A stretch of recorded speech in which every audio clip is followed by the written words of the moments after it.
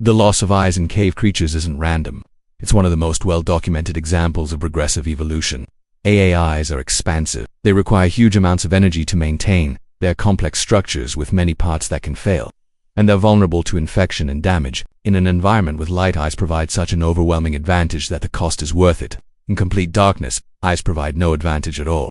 Any mutation that reduces eye development means energy that can be spent elsewhere on better chemical sensors, on more efficient metabolism, on anything other than maintaining a useless organ. Over many generations, the genes responsible for eye development accumulate mutations without penalty, and eyes disappear. This isn't life becoming less sophisticated. This is evolution being ruthlessly efficient, cutting any feature that doesn't pull its weight. But to us, creatures with eyes, there's something deeply disturbing about seeing a vertebrate with smooth skin where eyes should be. It triggers an uncanny valley response, that feeling of wrongness when something looks almost right but not quite. In 2012, filmmaker James Cameron descended to the Challenger Deep, the deepest known point in Earth's oceans, almost 7 miles below the surface. The water pressure at that depth is over 1,000 times what we experience at sea level, enough to crush almost anything. The temperature hovers just above freezing. No sunlight has ever reached this place. No sunlight could ever reach this place. The water is too deep, and light can only penetrate about 1,000 meters down before it's completely absorbed. Below that is the aphotic zone, the place without light, which makes up about 90% of the ocean's volume. Cameron expected to find very little life. Instead, his cameras captured amphipods, small crustaceans that were larger than anything seen at shallower depths. They were pale and ghostly, with bodies that seemed too large, too soft, adapted for crushing pressure that would kill anything from the surface world instantly. The creatures of the deep ocean often exhibit what's called deep-sea gigantism, where species grow much larger than their shallow water relatives. There are giant isopods the size of a football. There are spider crabs with leg spans of up to 12 feet. There are squids that may reach lengths of over 40 feet. Scientists still debate why this happens, but the leading theories involve the cold temperatures, which slow metabolism and allow for longer lifespans and continued growth. In the deep ocean, growing large actually helps with efficiency. A larger body retains heat better. It allows for a slower metabolism, which is valuable in an environment where food is scarce. It makes you a more effective predator or scavenger. But combined with the lack of pigmentation, the strange textures, the unusual proportions, these massive creatures look profoundly alien. They look wrong because size in the sunlit world is limited by different factors. Gravity matters more on land, and in shallow water, food is more abundant, and predation pressure favors certain body sizes over others. In the deep ocean, these rules change. Perhaps nothing illustrates the strangeness of lightless life better than the creatures discovered in the Muval cave in Romania. This cave was sealed off from the outside world about 5.5 million years ago, during the Miocene epoch, long before modern humans existed. In 1986, workers looking for a location to build a power plant accidentally broke through into this cave system. What they found was an atmosphere unlike anywhere else on Earth. The air in Muval cave contains less than half the oxygen found in normal air, and has toxic levels of hydrogen sulfide and carbon dioxide. The cave has its own atmosphere, its own climate, its own ecosystem, completely independent of the sun. Scientists have discovered at least 48 species living in Muval cave, and 33 of them exist nowhere else on Earth. There are spiders, pseudoscorpions, centipedes, leeches, and isopods, all pale, or blind, or nearly blind, all adapted to an environment that would kill most surface life within minutes. The entire ecosystem is based on mats of bacteria that cover the water and rocks.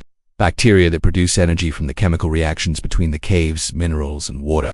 These creatures have been evolving in complete isolation from the rest of life on Earth for millions of years, and they look exactly like what you'd expect from life that has never known sunlight.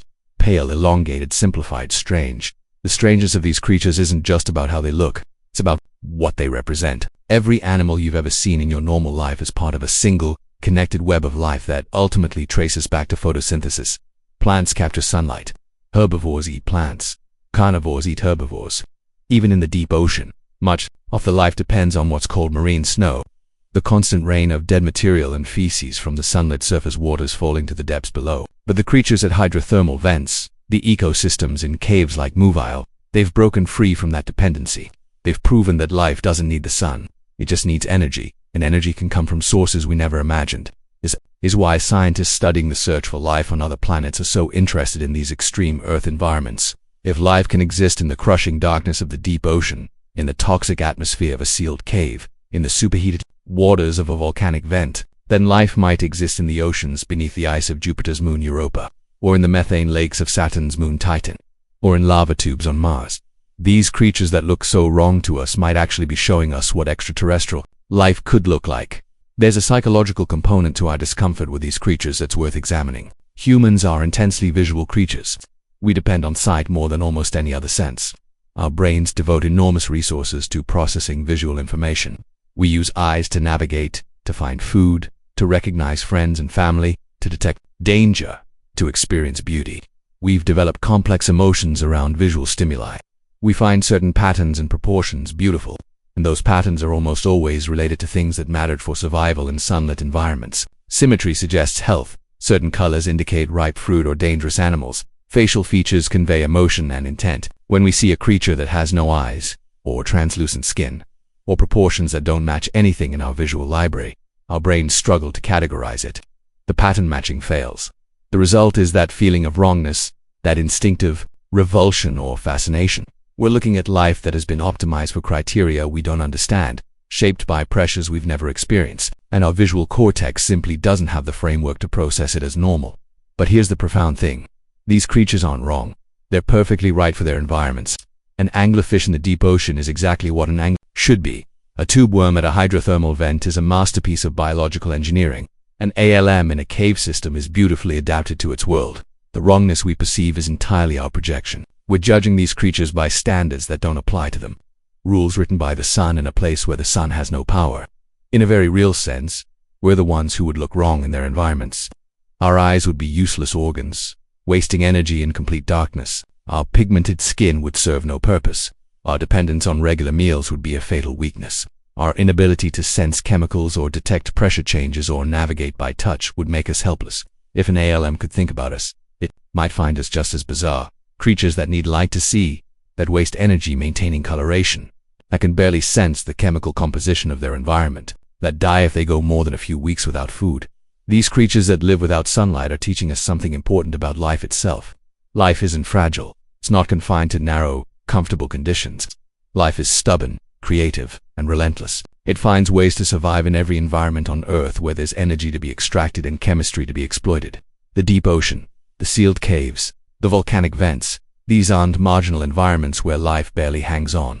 They're thriving ecosystems full of specialized creatures that are just as evolved, just as sophisticated, just as successful as anything in a sunlit forest or coral reef. They just look wrong to us because we've spent our entire evolutionary history in the sun's light, and we've forgotten that the sun is just one way to power life, not the only way.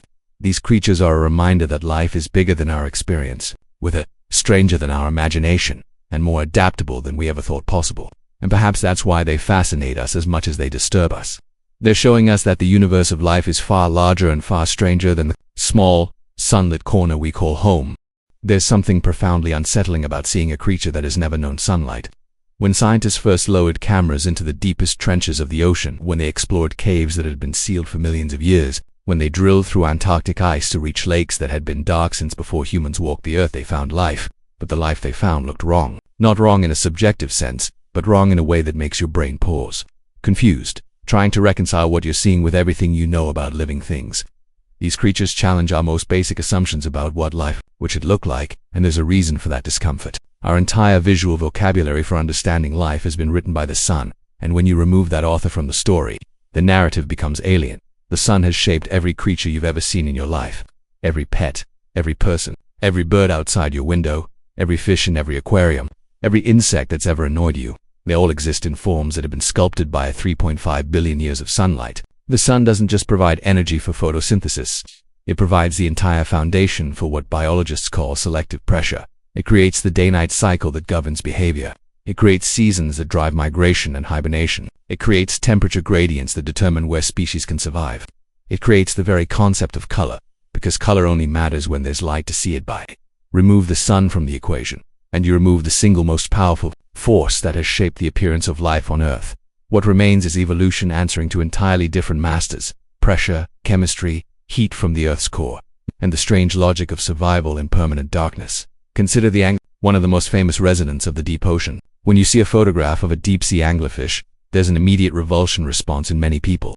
Its mouth is too large, filled with teeth that point inward like a trap. Its body is bulbous and strange. Its skin appears loose and gelatinous. But the feature that captures the most attention is that glowing lure extending from its head, dangling in the darkness like a lantern.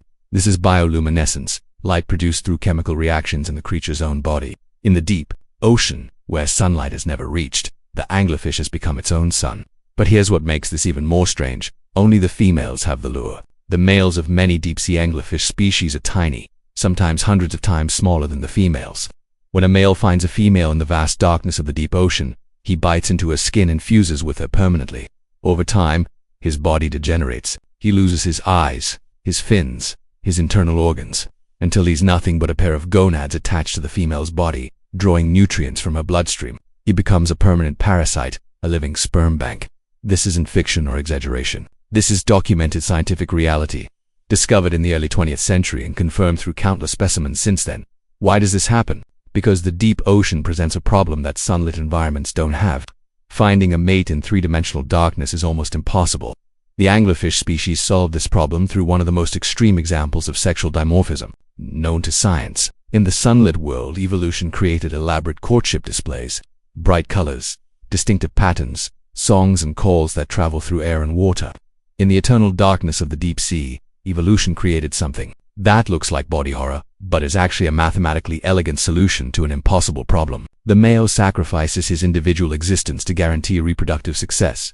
It's efficient, it's logical, and it looks absolutely wrong to creatures like us, whose entire concept of relationships and reproduction has been shaped by a world where finding each other is as simple as looking around. In 1977, scientists made a discovery that fundamentally changed our understanding of where life could exist. They were exploring the Galapagos Rift in a deep-sea submersible when they found hydrothermal vents, massive chimneys of mineral deposits belching superheated water into the freezing ocean.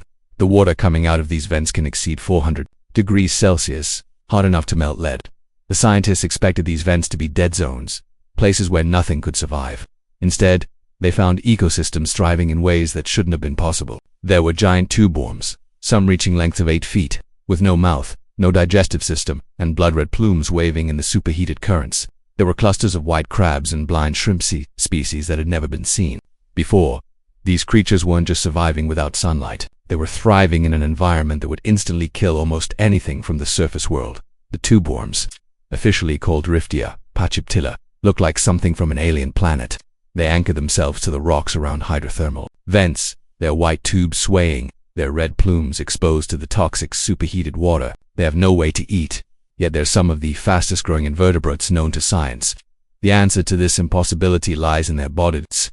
They're filled, absolutely packed, with bacteria. These bacteria can take the chemicals pouring out of the vents, particularly hydrogen sulfide, a compound that's toxic to most life, and turn it into energy through a process called chemosynthesis. The tube worms provide the bacteria with a home and deliver chemicals to them through their blood.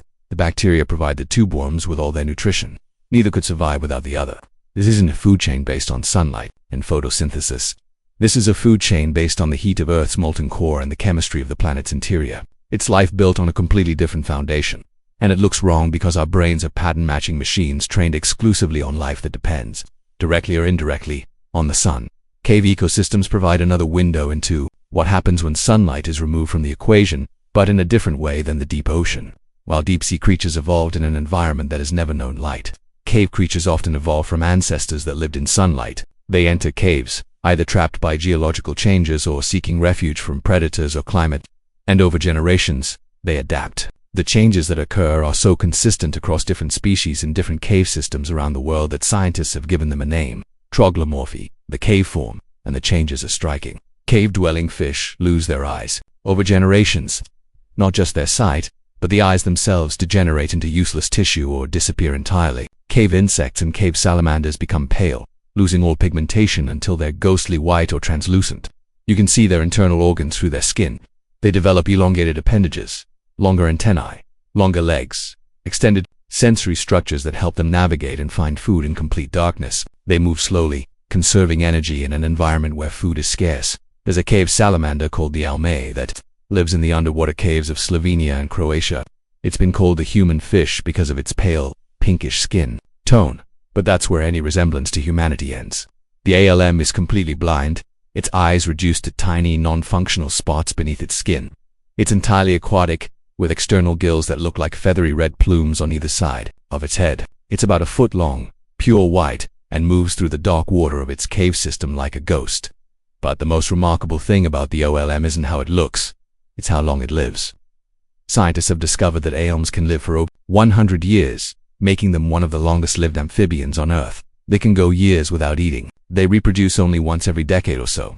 Their metabolism is slowed to a crawl. Time moves differently in the caves, without the cycle of day and night, without the changing of seasons. And the LM has adapted to this timeless existence. It looks wrong to us because it's optimized for a world where all the pressures that shaped surface life simply don't exist.